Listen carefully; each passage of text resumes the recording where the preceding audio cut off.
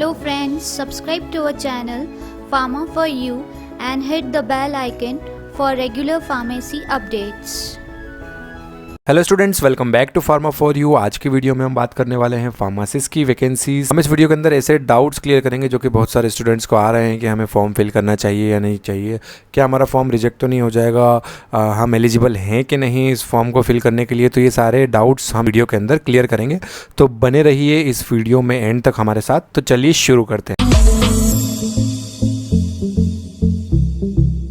तो देखिए, हाल ही में मध्य प्रदेश कर्मचारी चयन मंडल भोपाल, जो कि प्रोफेशनल एग्जामिनेशन बोर्ड हुआ करता था प्रीवियसली, इसके अंदर समूह 5 के अंतर्गत जो वैकेंसी निकली है उसमें फार्मासिस्ट की भी 550 के अराउंड वैकेंसीज है, जिसके फॉर्म फिल होना स्टार्ट हो गए 15 मार्च से और 29 मार्च तक आप इसे फिल कर सकते हैं। तो जो भी स्टूडेंट्स जिन्होंने बी फार्मेसी किया है और उनके पास पीसीआई का रजिस्ट्रेशन है मध्य प्रदेश का, वो इस फॉर्म को फिल कर सकते हैं। आगे एलिजिबिलिटी हम देख लेंगे।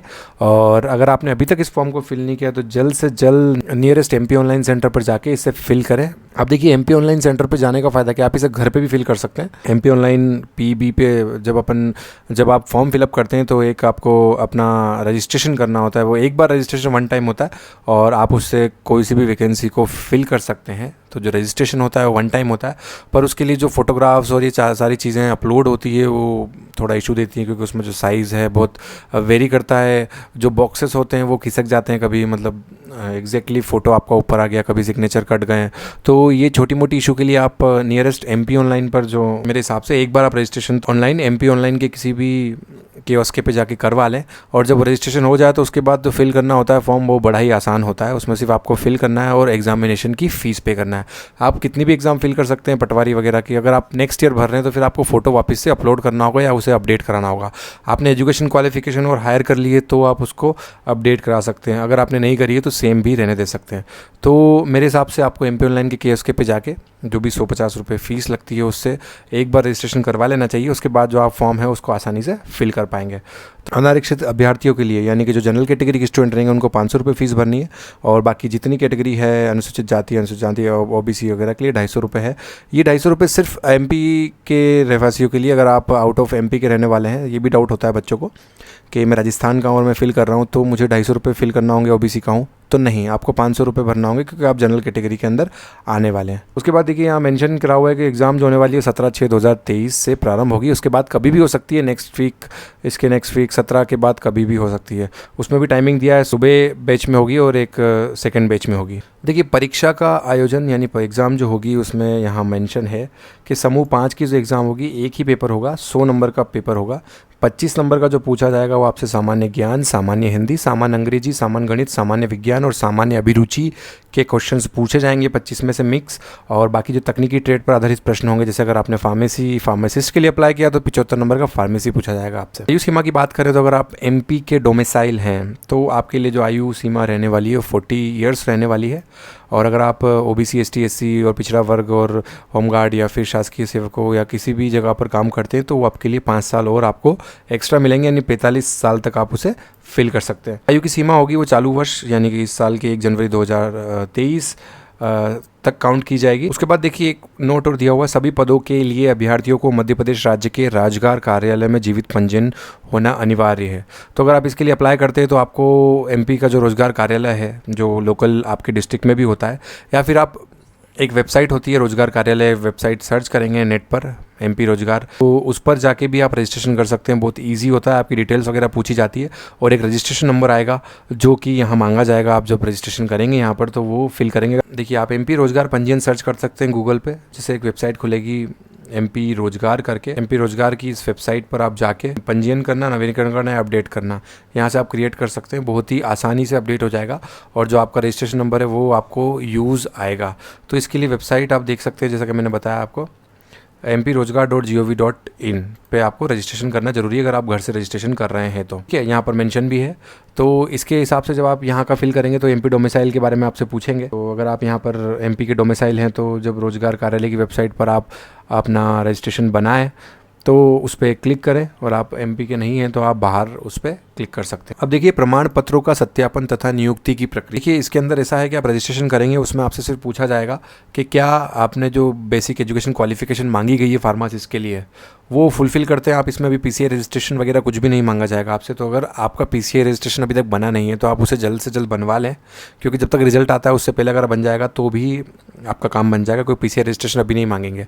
अभी जब सिर्फ मेंशन रहेगा कि पीसीआई रजिस्ट्रेशन होना चाहिए आपके पास और आपको क्लिक करना है हाँ मेरे पास है, और आप अप्लाई कर दें उसे और जल्दी से जाकर भोपाल में उसे बनवा लें।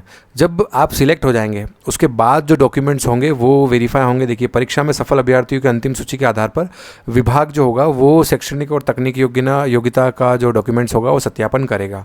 अगर आप संविदा पे काम कर रहे हैं एमपी के अंदर तो आपको मिनिमम 5 ईयर का एक्सपीरियंस होना चाहिए और उसका एक प्रमाण पत्र है जो आके आपको सीएमएचओ से साइन करवाना है और वो आपको बनवा के रखना है। अगर आपका सिलेक्शन हो जाता है इस कैटेगरी के अंदर आरक्षण जो है आपको 20% का जो कि संविदा पे कार्य कर रहे हैं उनका 20% का आरक्षण है, उनके लिए ये होना ज़रूरी है। अदरवाइज़ अगर आप फ्रेशर हैं, आपके पास कोई एक्सपीरियंस नहीं है तो आप डायरेक्टली अप्लाई कर सकते हैं।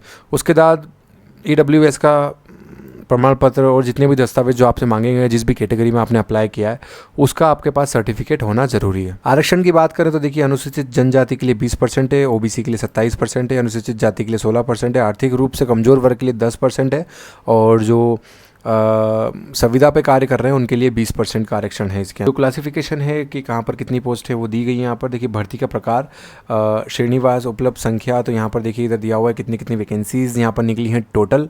अब जो हम लोगों के काम की है वो है फार्मासिस्ट ग्रेड 2 या औषधि संयोजन जो है वो देखिए पद का जो कोड है वो 3, 20, 26, 28, 29, 39 और 77 है। ये अलग अलग डिपार्टमेंट में निकली है, जैसे संचालय में एटसेट्रा और किसी कॉलेज के अंदर तो उनके कोड दिए गए हैं, उनके अंदर कौन सी पद पे कोड निकला है। और जब आपसे फॉर्म फिल करा जाएगा तो आपसे इसकी प्रायोरिटी फिल कर जाएगी कि आपको पहले कहाँ पर चाहिए, 77 वाले में चाहिए, 39 वाले कोड में चाहिए, 29 वाले कोड में, किस कोड की जो वैकेंसी है वो आपको प्रायोरिटी पे चाहिए। आपको संचालय में चाहिए, आपको या तो इंदौर के किसी कॉलेज में अगर मेंशन है तो उसमें चाहिए, तो उसकी जो पद कोड है वो आपको फिल करना होगा। तो आप यहाँ ध्यान रखिए ज़रूर। सीधी भर्ती देखिए 301 है, सीधी भर्ती बैकलॉग 253 है और टोटल जो है 550 के अराउंड 554 वैकेंसीज़ हैं। जो कोड मैंने आपको बताया था वो देख सकते हैं आप। देखिए पहले लिखा है संचालय कर्मचारी राज्य बीमा सेवाएं मध्य प्रदेश इंदौर के अंदर, तो देखिए इसका जो पद कोड है वो 3 है। तो इसका मतलब ये हुआ कि अगर आपको इंदौर के अंदर इस विभाग के अंदर अगर फार्मासिस्ट की पोस्ट चाहिए तो आपको जो पद कोड है वो प्रायोरिटी में सबसे नंबर 1 पे जो रखना होगा वो 3 नंबर रखना होगा, ठीक है। उसके बाद ही आपको यहाँ पर पहली वैकेंसी में प्रायोरिटी दी जाएगी, ठीक है। उसके बाद जैसे सेकंड है संचालक कमला नेहरू चिकित्सालय गैस राहत भोपाल, इसके अंदर आप देख सकते हैं कि इसके अंदर फार्मासिस्ट की वैकेंसी है। तो हाँ फार्मासिस्ट की वैकेंसी, इसका जो पद कोड है वो 20 है। सेकंड नंबर पर अगर आपको भोपाल चाहिए तो आप इसको फिल कर सकते हैं। उसी प्रकार से सभी जगह पर जिस भी डिपार्टमेंट में वैकेंसीज निकली है, जैसे संचालय स्वास्थ्य सेवाएँ, इसके अंदर जो वैकेंसी निकली फार्मासिस्ट ग्रेड 2 की सीधी भर्ती, इसका 28 है और इसका 29 है ग्रेड पे, ठीक है। तो देखिए टोटल नंबर ऑफ पोजीशंस कितनी है। संचालय स्वास्थ्य सेवाएं जो होती है पूरे मध्य प्रदेश के अंदर काम करती है, जितनी भी प्राथमिक स्वास्थ्य केंद्र हैं, सामुदायिक स्वास्थ्य केंद्र, जिला अस्पताल हैं, उनकी जो वैकेंसीज़ हैं वो संचालय स्वास्थ्य सेवाएं के अंदर आएगी। आप चाहते हैं कि मुझे काउंसलिंग के थ्रू पता लगे कि काउंसलिंग के समय के मुझे कहाँ पर चाहिए, अगर आप इंदौर फिल कर देंगे, इस कॉलेज में फिल कर देंगे, तो इस जगह पर फिल कर देंगे तो आपको इंदौर में जॉब मिलेगी। पर संचालय के बाद आपकी काउंसलिंग होगी तो आपको वहाँ पे प्रायोरिटाइज पूछा जाएगा कि आपको भैया इंदौर चाहिए, भोपाल चाहिए, रीवा चाहिए, सतना चाहिए। अभी आप कैटेगरी फिल कर सकते हो और आपके नंबर के अकॉर्डिंग आपको वो वहाँ पर पोस्टिंग दी जाएगी। तो उसी प्रकार से आप अपना कोड याद रखिए कि इस कोड में आपको प्रायोरिटी में फिल करना है और उसी से आप एग्ज़ाम फॉर्म जब फिल करें तो प्रायोरिटी उसी हिसाब से डालें कि जहाँ पे आपको जॉब चाहिए, अगर आपको अपने ज़िले में चाहिए तो उसको प्रायोरिटी पे ज़रूर डालें। उसके बाद यहाँ पे विभागवार रिक्त पदों की आरक्षण तालिकाएँ दी गई है, जैसे कि अभी हमने देखा कहाँ कहाँ पे वैकेंसी थी। तो हर डिपार्टमेंट जैसे संचालय कर्मचारी राज्य बीमा सेवाएं, इसके अंदर जो पोस्ट है स्टाफ नर्स की है, मिडवाइफ की है, फार्मासिस्ट ग्रेड 2 की है, तो उनकी डिटेल्स दी गई है, कितने कितने अनारक्षित ओबीसी एसटी एससी के किसे वैकेंसीज और सैलरी कितनी मिलने वाली है। जो सैलरी है वो 2400 ग्रेड पे के हिसाब से मिलेगी, यानी 25,300 से सैलरी स्टार्ट होगी और 80,500 तक वो रहने वाली है, ठीक है।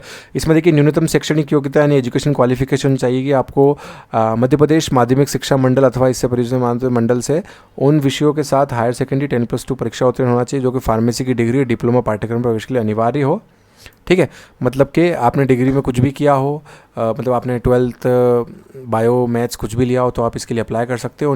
मान्यता प्राप्त संस्था से फार्मेसी या डिप्लोमा करना चाहिए और एक रजिस्टर्ड फार्मासिस्ट आपको होना चाहिए। तो यही आपको फिल करना होगा जब आप फॉर्म फिलअप करेंगे। मतलब अभी आपको PCI का रजिस्ट्रेशन नंबर नहीं चाहिए, जब आपकी ज्वाइनिंग होगी, जब आपके डॉक्यूमेंट वेरीफाई होंगे उस समय आपको रजिस्ट्रेशन चाहिएगा। इसी तरह हम संचालनालय स्वास्थ्य सेवाएं मध्य प्रदेश में देखते हैं, क्योंकि सबसे ज़्यादा फार्मासिस्ट की वैकेंसी इसी के अंदर है। तो इसमें क्या मांगा गया है, तो देखिए आप फार्मासिस्ट की सीधी भर्ती यानी फार्मासिस्ट ग्रेड 2 कुल 222 पद हैं इसके अंदर। तो इसमें भी क्वालिफिकेशन दिया हुआ है। और इसमें देखिए न्यूनतम शैक्षणिक योग्यता के अंदर बायोलॉजी, केमिस्ट्री तथा फिजिक्स में हायर सेकेंडरी उत्तीर्ण होना चाहिए।